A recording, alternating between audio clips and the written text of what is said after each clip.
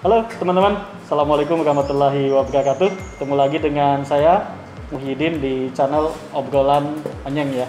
Teman-teman, ini saya lagi ngobrol dengan Mas Bobby. Mas Bobby ini ownernya Aba Coklat ya. Kali ini kita mau ngobrolin masalah marketing dan branding ya. Mas Bobby, ini coklat-coklatnya kemudian kemasan apa segala macam, Mas Bobby desain sendiri atau ada tim yang mendesain? Jadi kebetulan saya ada beberapa bisnis ya. Bisnis yang pertama kali saya geluti itu adalah studio foto digital. Jadi di studio foto digital itu kan otomatis kita banyak main di editing ya. Betul. Nah, kita ada tim di editing. Bahkan katanya sih dari beberapa studio foto yang ada, orang lebih milih ke sini hanya untuk editing. Jadi mereka mungkin foto di tempat lain, tapi biasanya datang ke sini untuk minta di editing ya. Oke, jadi memang basicnya Mas Bobby sudah di grafis. Sudah di desain grafis. Makanya ini kok cantik-cantik desainnya dan kemasannya udah bagus-bagus. Oke, berarti memang setiap produk yang ada di sini Mas Bobby kemas sendiri, desain sendiri, kemudian memang disesuaikan dengan keperluan marketingnya gitu ya. Iya, jadi kita biasanya berangkatnya dari pasar dulu ya. Oke. Jadi yang diperlukan pasar nih apa kira-kira gitu. Oke. Jadi kayak misalnya kita tahu bahwa coklat itu ada banyak lah di pasaran tuh ada betul. banyak coklat. Tapi biasanya ya motifnya hanya seperti itu aja, kemasannya hanya seperti itu aja gitu. Nah, jadi dari situ kita berpikir kenapa kita nggak bikin coklat yang kemasannya tuh lebih spesifik lah, lebih personal ya. Jadi kalau misalnya kita kayak di Kalimantan Selatan, Banjarbaru gini, kita punya ciri khas kain sasirangan. Kita coba keluarkan coklat yang tema kain sasirangan. Kemudian ini khusus kain sasirangan. Iya. Jadi misalnya kayak di kita ada maskot ya, maskot kayak bekantan. Jadi kita coba juga keluarkan kemasan yang tema bekantan juga. Gitu. Terus dan ada banyak lagi tuh, kita ada bikin kayak kemasan yang pasar terapung. Ada juga yang ini pendulangan intan. Jadi konsepnya kita mau orang yang membeli itu merasa bangga bahwa saya pernah ke Kalimantan Selatan, saya pernah ke Banjarbaru, ini oleh-olehnya seperti ini gitu. Walaupun yang dibeli coklat sebetulnya. Walaupun yang dibeli coklat. Iya. Jadi berangkatnya dari situ sebetulnya. Artinya kalau sebetulnya logikanya kalau mau coklat dimanapun ada sebetulnya ya. Tapi kalau mau coklat dengan kemasan sasirangan hanya ada di sini gitu. Betul. Oke. Jadi ini arahnya lebih kepada semacam souvenir, oleh-oleh gitu ya Mas Bobby ya. Jadi kita mencoba memposisikan produk kita di pasaran itu, gimana caranya supaya orang lebih gampang mengenal gitu, lebih gampang mengenal kita. Seperti kayak kita ada satu produk yang namanya coklat pasak bumi ya. Jadi coklat pasak bumi itu coklat yang kita kasih ramuan akar pasak bumi ya. Iya. Nah, kita kalau pameran kemanapun kita akan bilang ke mereka bahwa mereka bisa beli coklat di mana aja.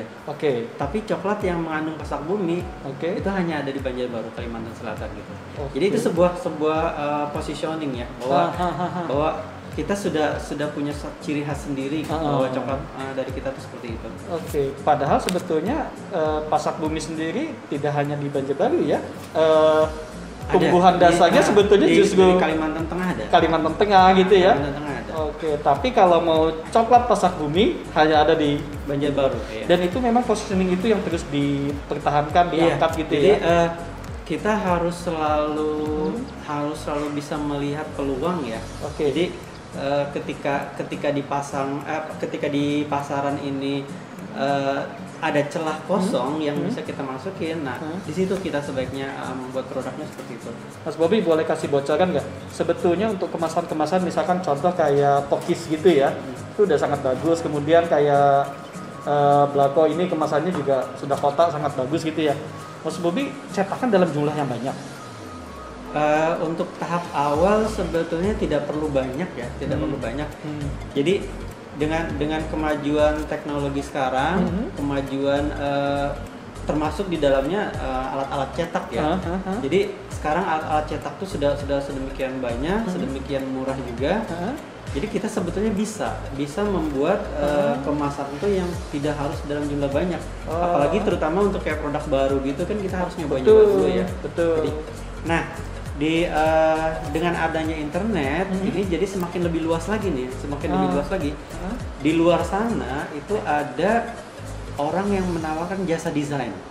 Ada desain, hanya dengan mulai dari 50.000, 100.000, 200.000. Saya sendiri pakai jasa mereka. Jadi tidak semua yang ada desain ini harus kita yang melakukan gitu ya. Jadi kita bisa melihat hasil kerja mereka seperti apa. Kan biasanya ada di entah di Instagramnya mereka atau apa. Jadi kita bisa tahu oh ini kayaknya dia bisa nangkep gitu loh. Jadi untuk yang Jing Cookies ini kita pakai jasa desain. Kita pakai jasa desain.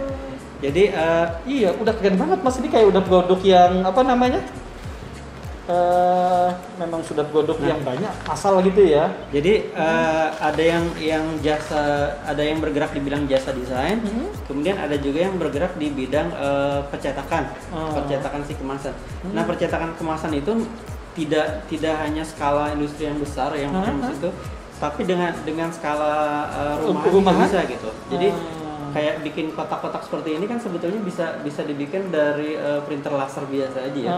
Pakai kertas art paper, kemudian dikasih laminasi dop, habis itu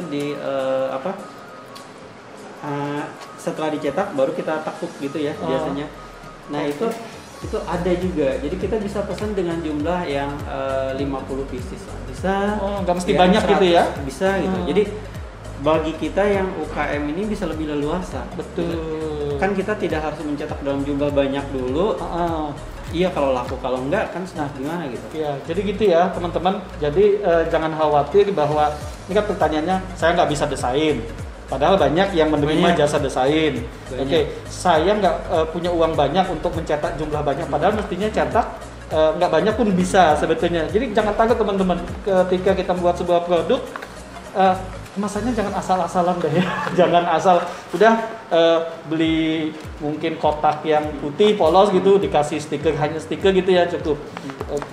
Bahkan sekarang ada yang saya tahu ada juga yang menawarkan jasanya itu all in one lah. Jadi mulai dari bahannya.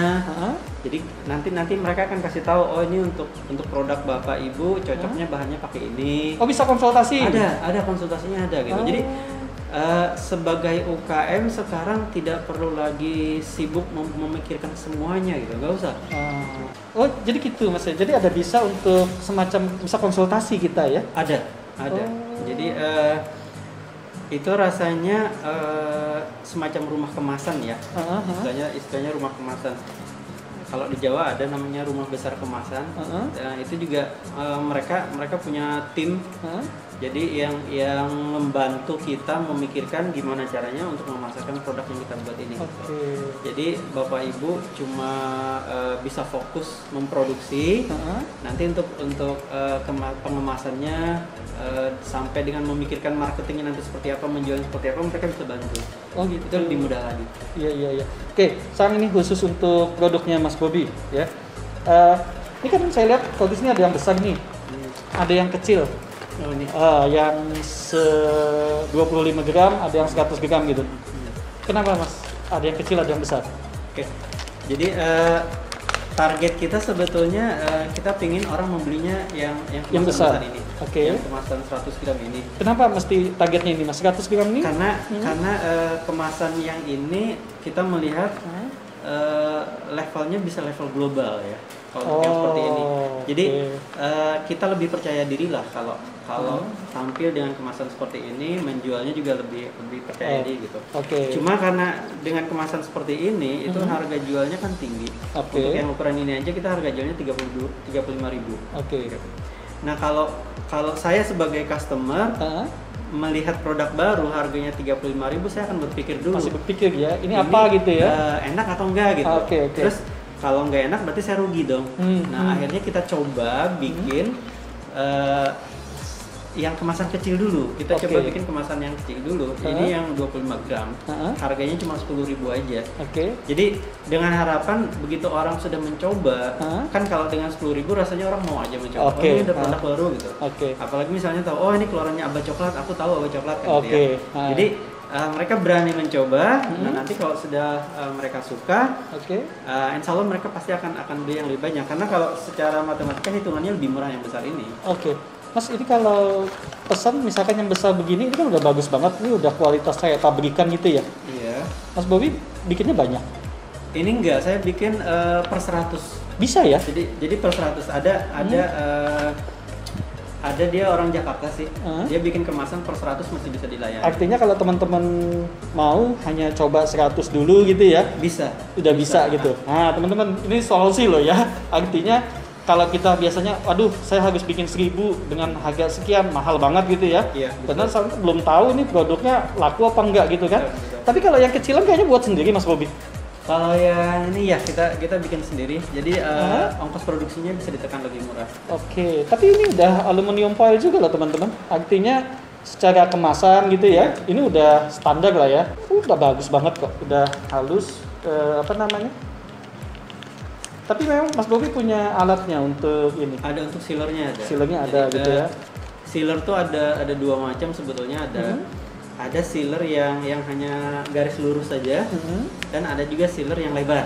Nah, untuk yang aluminium foil gini biasanya kita pakai yang lebar. Yang lebar ya? Jadi lebih daya tahannya supaya nggak masuk udara lebih bagus. Nah, karena gini Mas Bobby, jadi teman-teman itu kan persoalannya adalah aku mau kok bikin kemasan yang 25 gram misalkan contoh gitu ya, tapi nggak ada, maksudnya nggak ada orang jual yang segitu gitu. Akhirnya teman-teman kan mentok, ya misalkan bikinnya yang 100 gram, ya udah hanya 100 gram. Jadi mereka membuat itu alasannya bukan karena pasarnya meminta jumlah sebegitu, tapi karena alasan hanya karena tidak ada kemasan yang ukuran lebih kecil atau lebih besar, itu aja. Nah, tapi kalau dari cerita Mas Bobby tadi sebetulnya bisa kita mengcustom dengan jumlah yang tidak banyak sebetulnya ya. Betul. Menarik sekali ya teman-teman. Tapi kalau yang gini Mas, ini kan agak susah nih ya, kayaknya mika begini. Iya, ini mika. Jadi kita waktu itu melihat di pasaran bahwa coklat itu kalau kena panas dia cenderung berubah bentuk. Karena nggak kuat panas ya. Karena dia nggak kuat panas. Jadi kita coba pikirin gimana caranya supaya dia itu bisa tidak berubah bentuk lah minimal. Karena kalau sudah berubah bentuk orang jadi malas beli gitu loh. Nah, kemasan mika ini sebetulnya untuk melindungi dia supaya tidak berubah bentuk. Jadi bentuknya tetap kotak. Walaupun dia misalnya kepanasan, kayak agak lembek-lembek gitu, tapi selama dia masih di dalam mika ini dia masih lebih aman. Jadi nggak mudah rusak lah. Jadi selain memang untuk kemasan untuk safety-nya, untuk pengamannya, ini juga tampilannya jadi lebih cantik Mas. Apalagi misalkan seperti ini kan, jumlah yang agak banyak gitu digabungin dengan mika begini kan jadi lebih kelihatan cantik gitu. Kalau harga jualnya Mas, kalau tadinya sebelum ini dengan sesudah ini ada perubahan jauh? Ada perubahan. Jadi nggak terlalu jauh juga sih. Jadi dari yang sebelumnya antara 7.500, sekarang kita jual di harga 10.000-an. Jadi dengan modal sedikit ya kita bisa naikin harga lah, karena kan kemasannya lebih bagus ya. Dan artinya dibanding bersaing dengan produk yang lain pun kita berani gitu ya, pede lah ya. Betul. Iya, jadi khusus mengenai kemasan mika ya, Jadi sebetulnya mika juga kita tidak harus membeli dengan jumlah yang banyak sekian ratus gitu. Enggak sebetulnya, karena untuk bahan mikanya sendiri sekarang sudah ada yang jual di pasaran. Jadi kita bisa beli mika gulungan, lembaran begitu. Kemudian kita bisa potong sendiri pakai cutter. Kemudian nanti ditekuk ya. Nah itu ada caranya sendiri, dan nanti mudah-mudahan di lain waktu bisa dibuatin deh tutorialnya untuk kawan-kawan.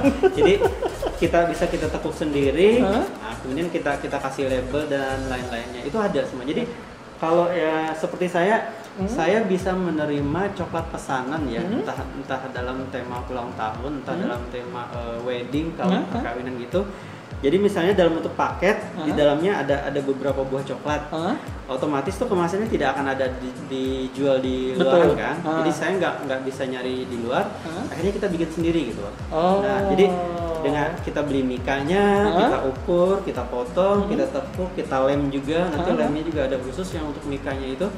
Nah, setelah itu baru kita serahkan customer, jadi hasilnya lebih puas. Jadi ini memang soal kreativitas gitu ya, soal keinginan memberikan yang terbaik untuk customer kita gitu ya.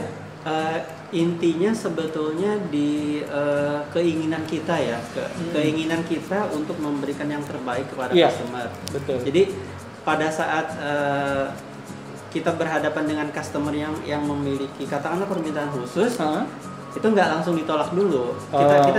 Kita coba cari referensi, kita coba belajar, katakanlah di internet, di YouTube atau dimanapun lah. Nanti baru kita ketemu ide. Nah, kita bisa memenuhi permintaan si customer itu, dan keuntungan lainnya adalah kita menjadi lebih pintar lagi gitu. Betul sekali. Dan itu kalau terbiasa kita lakukan berulang-ulang, akhirnya kita jadi satu kebiasaan yang baik itu. Iya, jadi kita lebih mudah. Begitu ada customer, kita udah tahu nih maunya apa gitu. Kemasan kotak Mika yang ada di pasaran itu kalau nggak bentuknya kotak, biasanya bentuknya melingkar. Betul. Tabung ya, semacam tabung. Tabung. Nah, Oke. Pernah nggak terpikir bikin kemasan yang bentuknya segitiga? Atau pernahkah kita terpikir yang bentuknya limas kayak kerucut gitu kan? Iya. Entah bentuk bawahnya segitiga nanti mengerucut ke atas, atau segi empat mengerucut ke atas gitu. Atau bahkan yang lebih ekstrim lagi, bisa nggak kita bikin kemasannya itu segi 6? Atau segi 8 gitu. Poligon. Ya. Jadi hal-hal yang seperti itu kalau kita punya basic, kita punya pengetahuan, kita rajin belajar, rajin cari informasi, jadi itu bisa dilakukan gitu loh. Inspiratif sekali ya teman-teman. Mas Bobi, sebenarnya banyak lagi yang ingin kita omongin masalah kemasan dan marketing, dan Mas Bobi udah menjelaskan cukup banyak ya, dari sesuatu yang sederhana kemudian ditambahin dengan ini menjadi sesuatu yang luar biasa, bernilai tinggi. Value-nya adalah ya, value editnya. Nah teman-teman, mudah-mudahan obrolan kami ini bermanfaat ya, dan nanti kita juga minta kalau bisa Mas Bobi tolong dong dibuatkan semacam tutorial, atau nanti mungkin di channelnya Mas Bobi, channelnya ada? Iya, kita ada channel YouTube-nya juga, BBA Coklat. Jangan lupa ya di subscribe juga, BBA Coklat. Betul. Di subscribe. Kita lebih banyak buat video tutorial sebetulnya. Bisa dilihat di situ. Kita mencoba membayangkan orang yang ingin berusaha di bidang coklat. Jadi daripada mereka seperti saya mencari-cari kesana kemari, oke lah, ini cukup fokus di satu channel ini, mereka bisa dapat banyak hal gitu. Jadi semua yang pernah kita buat, semua yang pernah kita laluin ada di situ nanti. ABBA Coklat. ABBA Coklat, Aba Coklat gitu ya. Nanti kita tuliskan juga di bawah teman-teman. Baik, terima kasih. Mudah-mudahan bermanfaat. Terima kasih sekali lagi Mas Bobi atas cerita banyak hal lah ya mengenai kemasan dan pemasaran dan juga coklat. Mudah-mudahan bermanfaat. Kita ketemu lagi di video berikutnya. Teman-teman jangan lupa untuk subscribe, like, and share, dan berikan komen yang positif. Ketemu lagi di video saya berikutnya. Mas Bobi, terima kasih. Sama-sama. Terima kasih. Assalamualaikum warahmatullahi wabarakatuh.